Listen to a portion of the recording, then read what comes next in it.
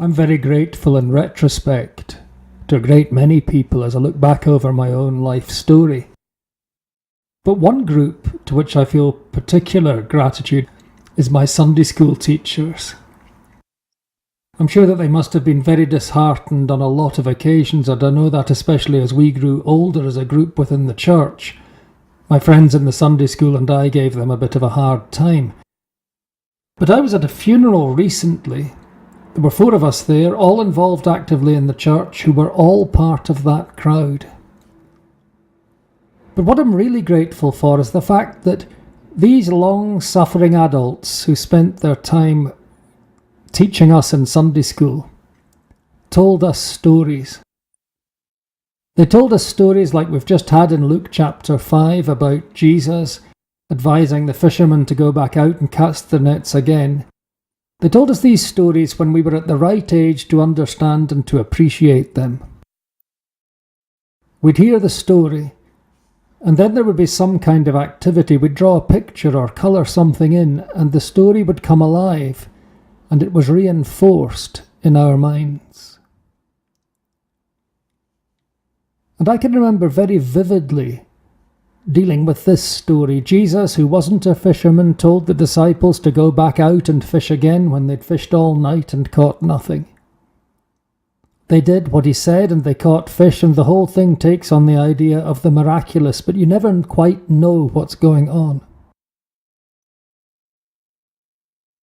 And there are bits here in Luke which contradict what is there in Matthew and vice versa, and we see that we aren't meant to regard this as a word-for-word description, but as a set of pointers. And many times I've thought about this and realised that while I'm very familiar with the idea of a night's fishing and nothing happening, not literally but figuratively, we experience that all of the time in the church one way or another, I'm not too familiar with the boats and the nets overflowing image. But a second and a third thought leads me to conclude something else. I'm not familiar either with the attitude of the disciples. Fishermen who knew their work and were skilled at what they did, actually being willing to allow someone else to come along and to suggest a different way of doing it. I'm not worried about the details of the story. What we have here is a narrative in which there are shifting attitudes. And we all tend to run ourselves into the ground trying to work on our own strength, but often success comes when we are open enough to let a new idea come in, a new way of doing something. And if you watch someone whose car has failed to start, you'll watch them turn the ignition again and again, or maybe that's just me, and the starter motor will turn, and then the battery's flat, and that's that. You get nowhere, you go nowhere. But stop and ask someone who knows what to do to help, and the whole story changes completely. And if I'm left with anything after reading all of this from Luke chapter 5, it is that life is filled with surprises. Situations are full of potential.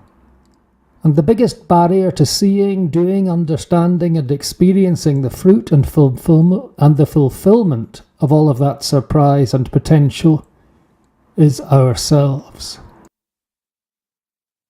We need in our prayers and in our lives to stand back occasionally and to listen to God, who may come out of that still small voice, but is as likely to come out of the mouth of the person we think knows nothing at all. After all, 2,000 years ago, fishermen were prepared to take advice from and to listen to a man who wasn't a fisherman and who should have known nothing. And not only that night, but their lives were transformed. Amen.